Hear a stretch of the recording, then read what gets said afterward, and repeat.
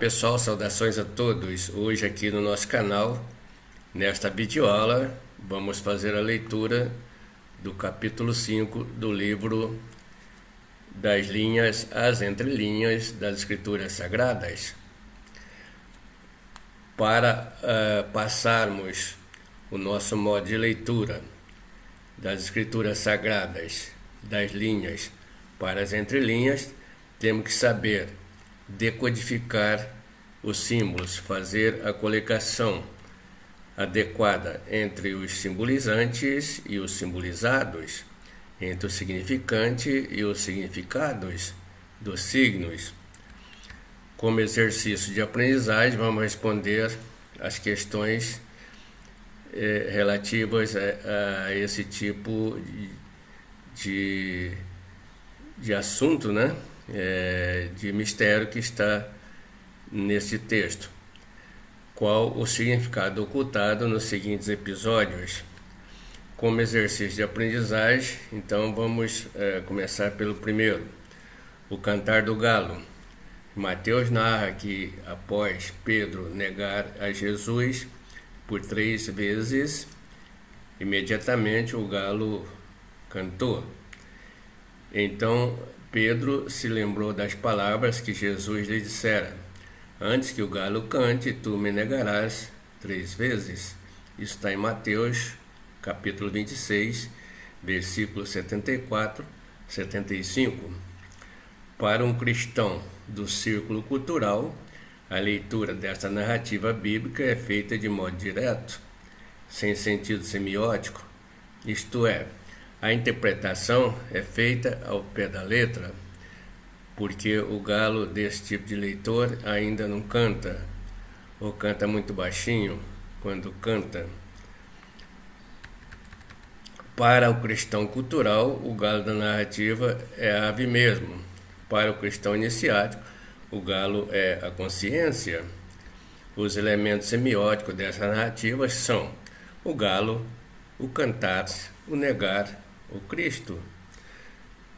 No contexto simbólico, o galo é o simbolizante e a consciência é o simbolizado. Moral da história: antes que o galo cante, tu me negarás 3 vezes. No sentido real, Jesus, Cristo quis dizer: Pedro, tu me trairás enquanto sua consciência estiver adormecida, mas me reconhecerás assim que despertar e se arrependerás. Assim também acontece conosco, que traímos o Cristo interno todos os dias, ao trocarmos as coisas espirituais pelas coisas materiais, por inconsciência absoluta. A partir da leitura holosótica deste fato, ele passa a ter uma lógica, um sentido coerente. Pregar no deserto é o episódio número 2. Então diz a Escritura: apareceu João Batista no deserto, pregando batismo de arrependimento para a remissão dos pecados. Marcos, capítulo 1, versículo 4. Nesta narrativa, o cristão cultural entende ao pé da letra João como sendo o Batista, que batizou Jesus, Cristo mesmo, e deserto como sendo o espaço cheio de areia.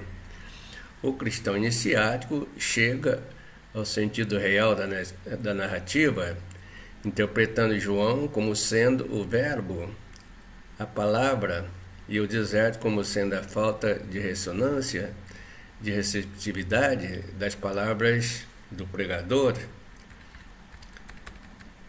Os elementos semióticos dessa narrativa são João e deserto. João é o simbolizante, que aponta para o simbolizado verbo, e deserto é o simbolizante, que aponta para o simbolizado vácuo da recepção da palavra.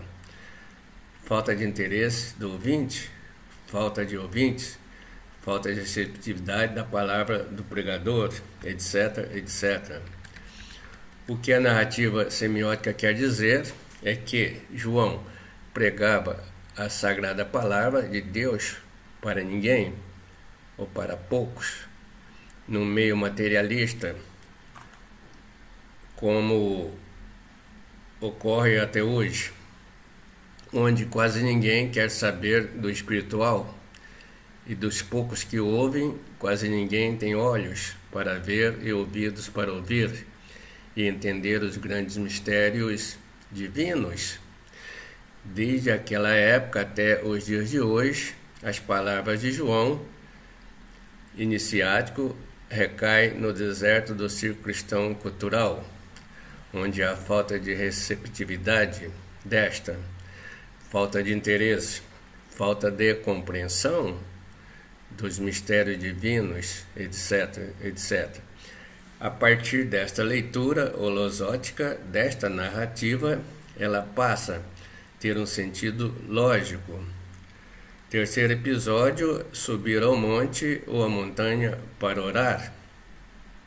Diz as Escrituras: levando consigo Pedro, João e Tiago, Jesus subiu ao monte para orar.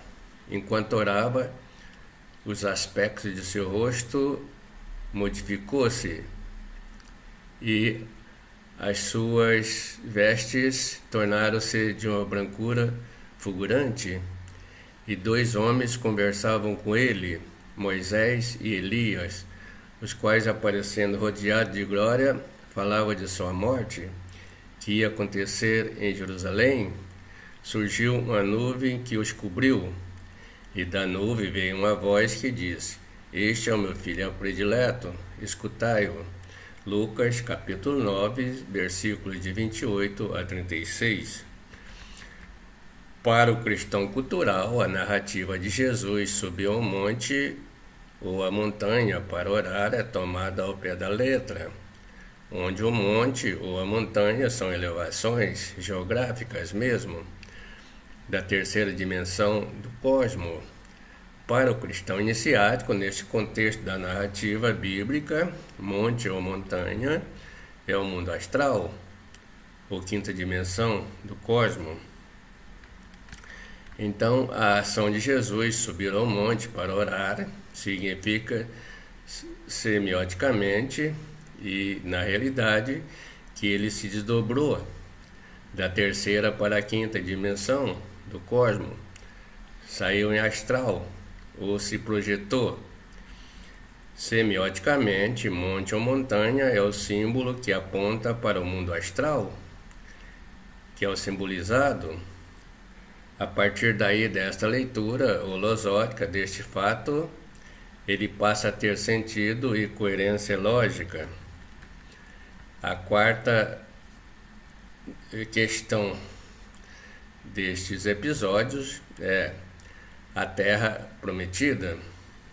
Diz as Escrituras: então subiu Moisés das campinas de Moabe ao monte Nebo, ao cimo de Pisga, que está defronte de Jericó.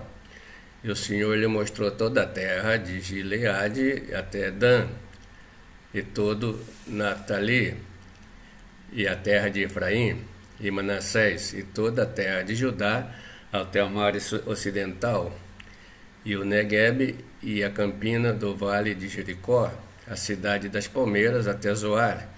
Disse-lhe o Senhor: esta é a terra que, sob juramento, prometi a Abraão, a Isaque e a Jacó, dizendo: a tua descendência darei, e eu te faço vê-la com os próprios olhos, porém não irás para lá. Isso está em Deuteronômio, capítulo 34, versículos de 1 a 4. Para um cristão cultural, Moisés subiu mesmo a um monte geográfico, chamado Moabe, e de lá vistou uma terra geográfica, chamada Terra Prometida. Porém, o cristão cultural não consegue identificar os elementos semióticos contidos nessa narrativa, e daí a interpreta ao pé da letra.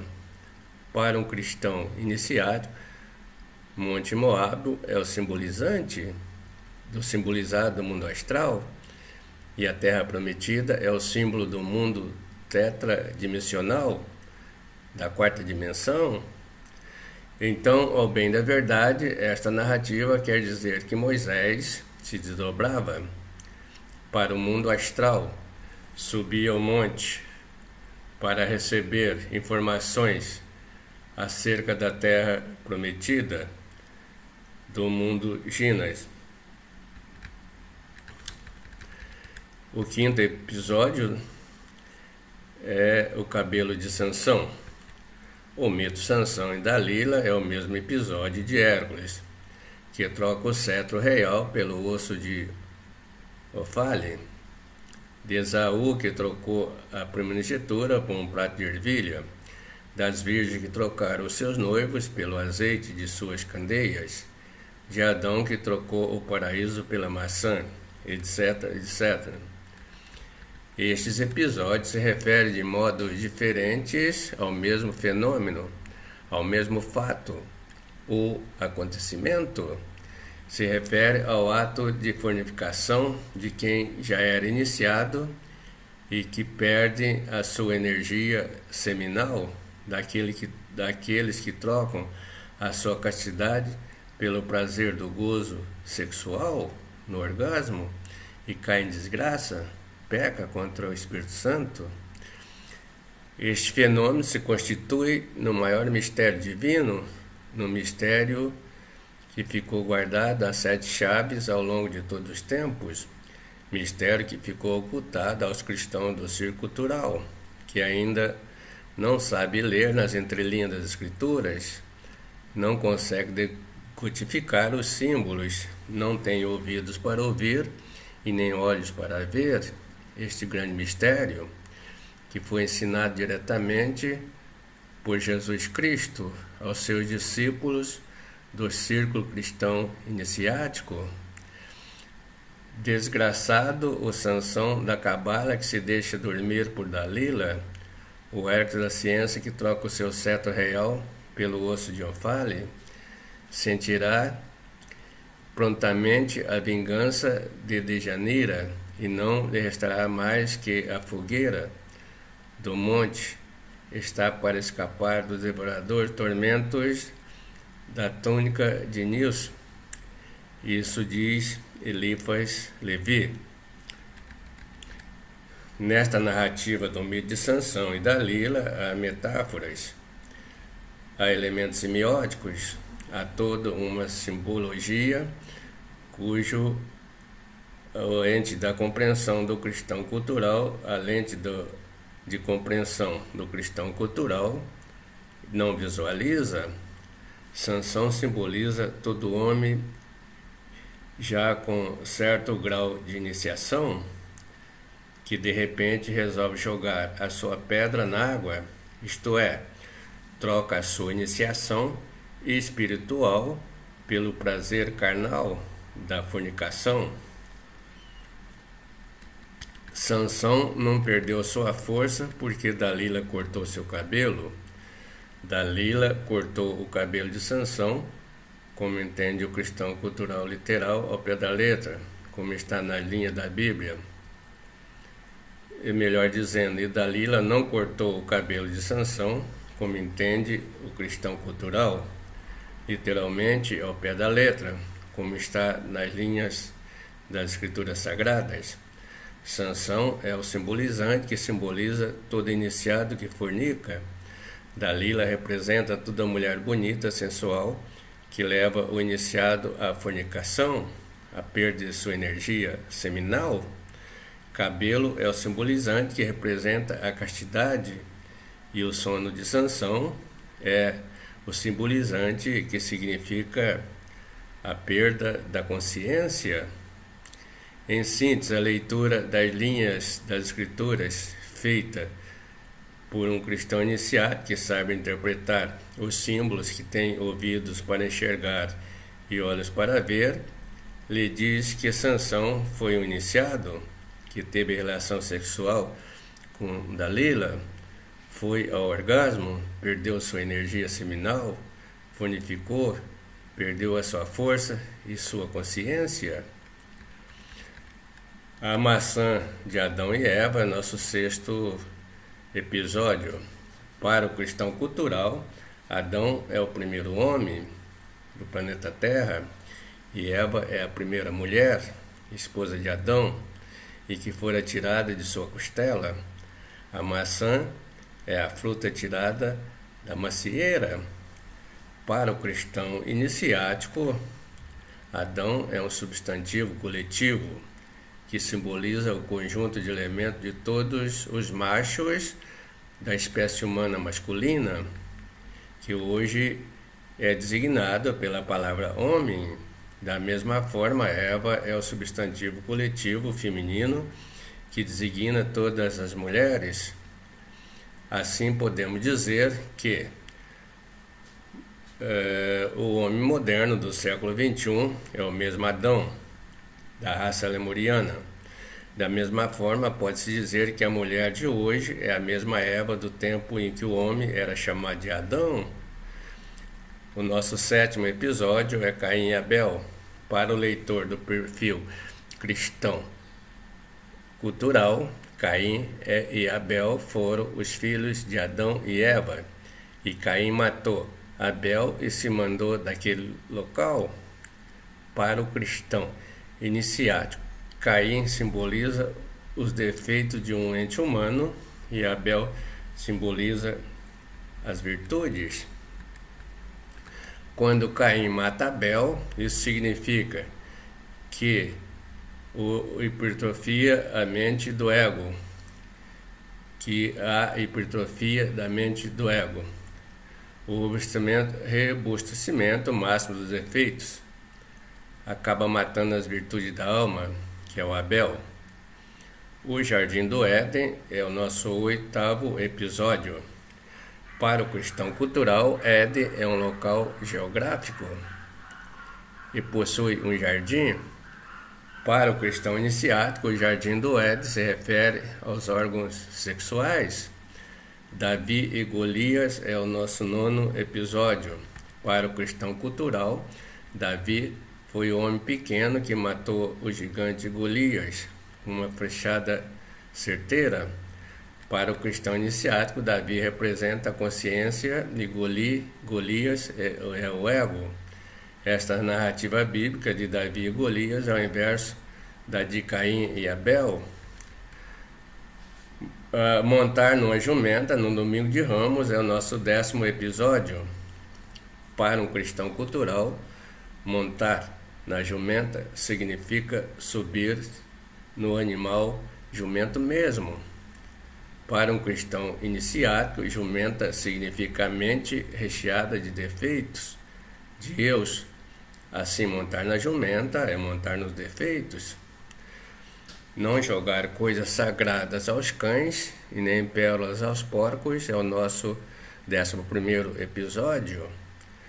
Para o cristão cultural, na narrativa bíblica, o porco é o suíno mesmo, e a pérola é aquela estrutura advinda do crustáceo, da ostra. Para o cristão iniciático, o porco é o homem fornicário, e pérola e a coisa sagrada são os ensinamentos sagrados da Boa Nova. No 12º episódio, temos a água viva da vida.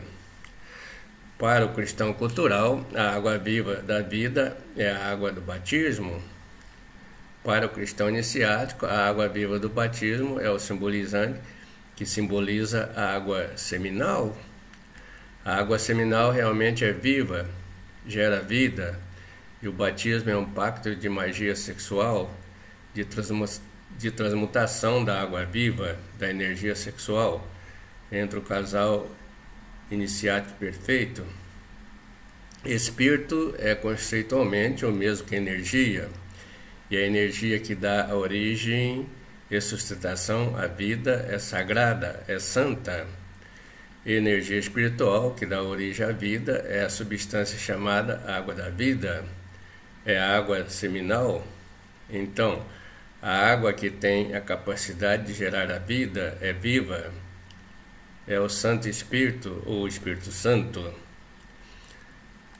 A parábola das 10 virgens é o nosso 13º episódio. Para o cristão de perfil cultural, as 10 virgens da parábola bíblica são 10 virgens realmente, cada uma delas selada pelo ímã, que aguarda o seu noivo. Para o cristão iniciático, as 5 virgens loucas que gastam todo o azeite de sua lâmpada são pessoas que gastam suas energias sexual na fornicação. E há também 5 virgens prudentes que preservam o azeite de sua lâmpada, se mantém casta até a vinda do noivo. A árvore da ciência do bem e do mal é o nosso 14º episódio. O cristão cultural concebe a árvore da ciência do bem e do mal como sendo a árvore do jardim mesmo. Porém, o cristão iniciático sabe que o jardim do Éden representa o órgão sexual, a árvore, o ato sexual em si, e o fruto, maçã, o orgasmo. Sodoma e Gomorra, nosso 15º episódio. Para o cristão cultural, Sodoma e Gomorra são as 2 cidades, como se apresentam na Bíblia, ao pé da letra. Para o cristão iniciático, Sodoma e Gomorra simbolizam a própria sociedade de seres humanos em fim de ciclo, que chega à total degeneração, como nossa atual humanidade, que infelizmente está chegando a esse ponto atualmente. Cristo histórico e íntimo é o nosso 16º episódio. Para o cristão cultural, Cristo é o Jesus histórico e cultural, cultuado nas igrejas, nas missas, no culto, etc. Para um cristão iniciático, Cristo é a substância protoplasmática primordial, divinamente sagrada. Esta substância é o segundo Logos, encarnada por Jesus no seu batismo no Jordão, quando passou a chamar Jesus o Cristo. Para o cristão cultural, todos os atos do drama crístico são interpretados literalmente, ao pé da letra. Para o cristão iniciático, cada ato vivido por Jesus no drama cósmico que representou se constitui em uma verdade externa, simbolizante de uma realidade interna simbolizada. O 17º episódio, Igreja, Templo e Religião. Igreja para o cristão do perfil cultural é uma edificação construída por mão de homens. É o lugar onde há reunião de pessoas para orar e celebrar os sacramentos e os convênios do Senhor. Assim também é o templo para o cristão do círculo cultural. Para o cristão de perfil cultural, religião é a sua desmembrada das demais religião é a sua desmembrada das demais religião, com a doutrina imperceptivelmente para ele, já muito afastada da doutrina cristã universal. Para um cristão do perfil iniciático, igreja é o nome que se dá à comunidade ou agrupamento de 2 ou mais pessoas que se unem em nome do Cristo para orar, celebrar, etc., em qualquer lugar no espaço e no tempo. Para o cristão iniciático, o templo é o seu corpo físico, onde habita o Pai, o Filho e o Espírito Santo, exatamente no templo coração. E a religião é para ele a Boa Nova, cuja doutrina é a doutrina cristã universal, original, sem desvios.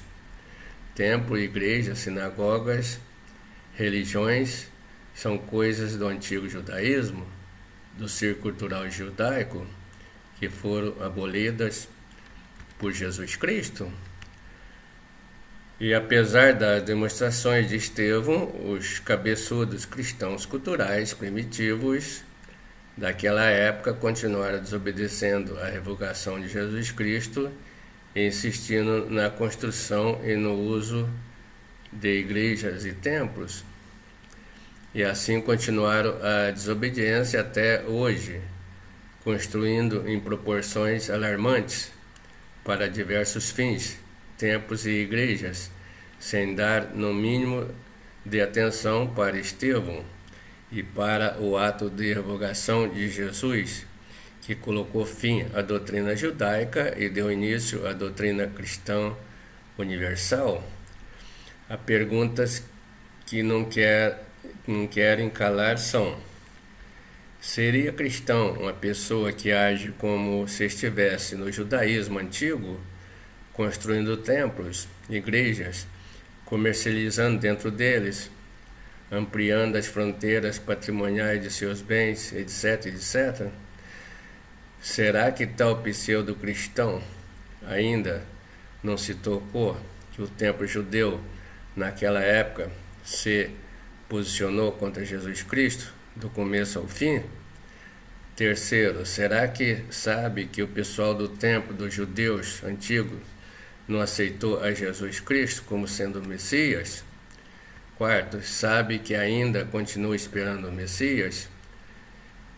Quinto, será que este pseudo-cristão tem ciência de que, ao agir assim, como os judeus antigos, está agindo contra um sistema que abominou Jesus Cristo e que martirizou Estevão? Sexto, será que, como os judeus antigos, ele continua esperando o Messias ainda? 7. E o que Jesus disse, ensinou, enfatizou, acentuou sobre a construção e funcionamento de igreja e templo, não diz nada para esse pseudo-cristão igrejeiro?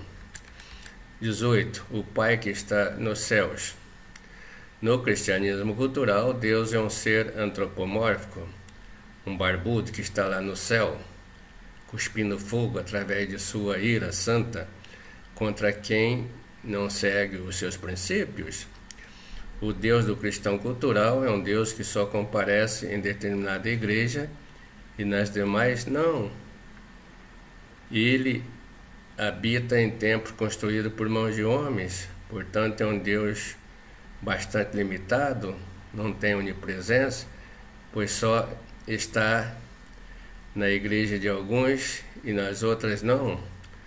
O Deus do cristão iniciático não é um ser antropomórfico, e sim é energético, espiritual. Por isso ele não habita em templo criado por mãos de homens. Ele é onipresente, está em todos os lugares, está na minha, na tua, em todas as igrejas. 19, o céu e os céus. Para o cristão cultural, só há um céu, que está num determinado lugar, no cosmos, onde está Deus. Para o cristão cultural, o Pai Nosso, oração de Jesus Cristo, é assim: Pai Nosso que está no céu, santificado é o vosso nome, venha a nós o vosso reino, assim na terra como no céu. A oração Pai Nosso do Jesus Cristo é igual à oração do cristão iniciático, portanto, é diferente do Pai Nosso do cristão cultural. O Pai Nosso do cristão cultural é incoerente, não se coaduna com o Pai Nosso do Cristo. Para o cristão inicial, Cristo expressou assim: Pai Nosso que estais no céu, santificado é o vosso nome, seja feita a sua vontade, assim na terra como nos céus.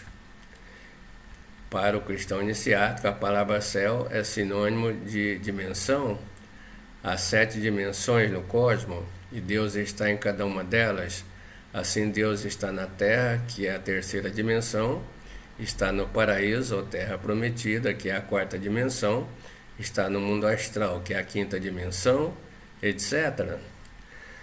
Portanto, para o cristão inicial, céu é um lugar, não é um lugar, e sim uma dimensão permeada por Deus, que a preenche em todos os lugares. Daí podemos inferir que a lei da onipresença passa a ter uma lógica na oração Pai Nosso, passa a se revestir de lógica objetiva.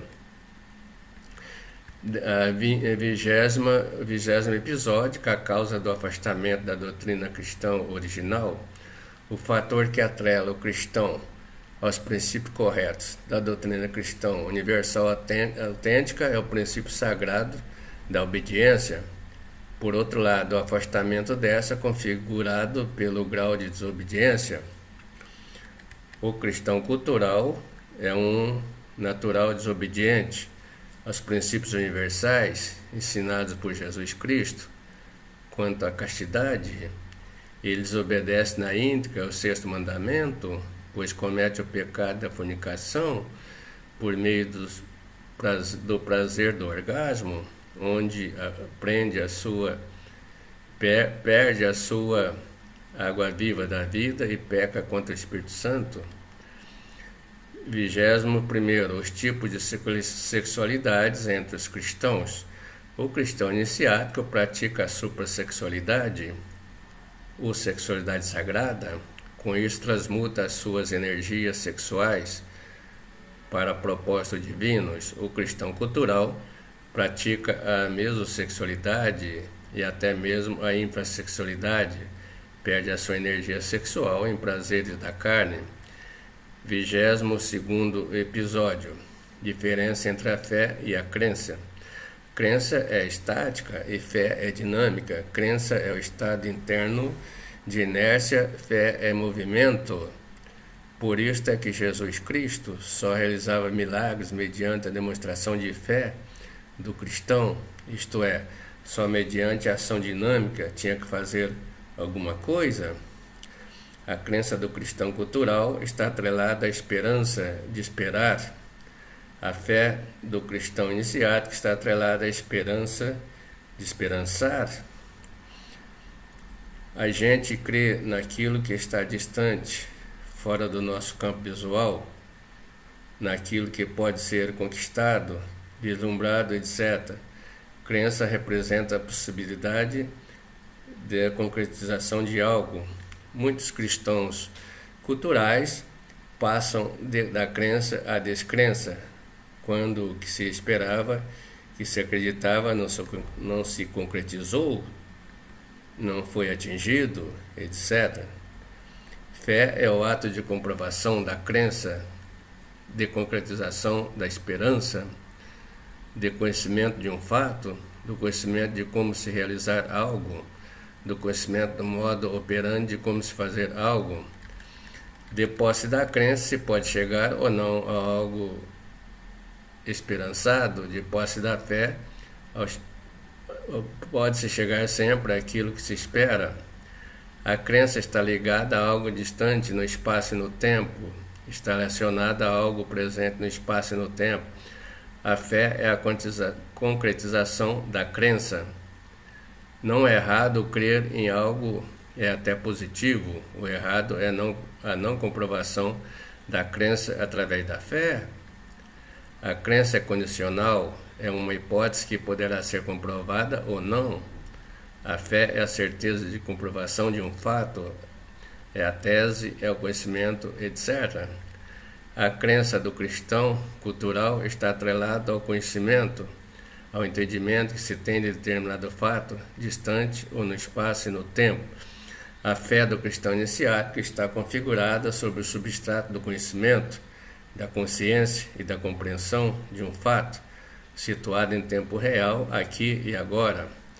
Por isto é que o juiz, portador do juízo, que significa consciência, diz, após examinar meticulosamente os atos de um processo, de posse da ciência do fato, da certeza do veredito, bate o martelo e diz, isto eu conheço, disto eu dou fé. Crença e fé possuem uma relação de interdependência holística, isto é, uma depende da outra e vice-versa. Da crença se chega à fé e a fé contém a crença. Não é mal crer, pois da crença se chega à fé. O que é mal é permanecer sempre no mundo da crença, sem experimentar o real, sem chegar à fé. O crente do círculo cristão cultural espera entrar no céu e encontrar Deus depois da morte. Vive sempre pela crença, sem se aproximar da fé. O cristão iniciático promove, adentra aos céus e encontra com Deus dentro de si mesmo, aqui e agora. Não confundamos esperança o verbo esperançar com esperança do verbo esperar. Violência e o que posso fazer. Espero que termine desemprego, o que posso fazer. Espero que resolva fome, o que posso fazer. Espero que impeça corrupção, o que posso fazer. Espero que liquide. Isso não é esperança, é esperar. Esperançar é se levantar. Esperançar é ir atrás, esperançar é construir, esperançar é não desistir, esperançar é levantar adiante, é levar adiante, esperançar é juntar-se com outros para fazer de outro modo. Esperançar é almejar, sonhar, buscar, agir, ou seja, é o contrário de esperar passivamente. Quando estamos sem forças, precisamos de esperança, que é diferente de ficar esperando. Esperançar é sonhar, é definir o que se quer e como irá alcançar. Então, esperançar passa a ser uma força que nos torna resilientes. O cristão cultural crê que após a morte vai poder experimentar o real no mundo da fé. O cristão iniciático aplica as técnicas ensinadas por Jesus Cristo e experimenta o real pela fé, aqui e agora, em vida. Não devemos acreditar no homem, isto é, se constitui num princípio fundamental do cristianismo iniciático, que também diz que não devemos acreditar em ninguém e não acreditar em nós mesmos, enquanto homem cultural, por causa do ego. Assim diz a Escritura: maldito o homem que confia no homem e faz da carne o seu braço e aparta o seu coração do Senhor. Jeremias capítulo 17, versículo 5. O ego impede o homem de ter continuidade de propósito, de possuir um centro de gravidade permanente. Então, o que se promete agora pode se não se cumprir depois. Se você gostou da leitura desse capítulo no formato de videoaula, está convidado a ler na íntegra no livro que está em PDF. Aqui nas descrições do vídeo há informações de como você ler em PDF e também como você ler no convencional publicado, impresso. Então, muito obrigado a todos, até a próxima videoaula. A paz reverencial.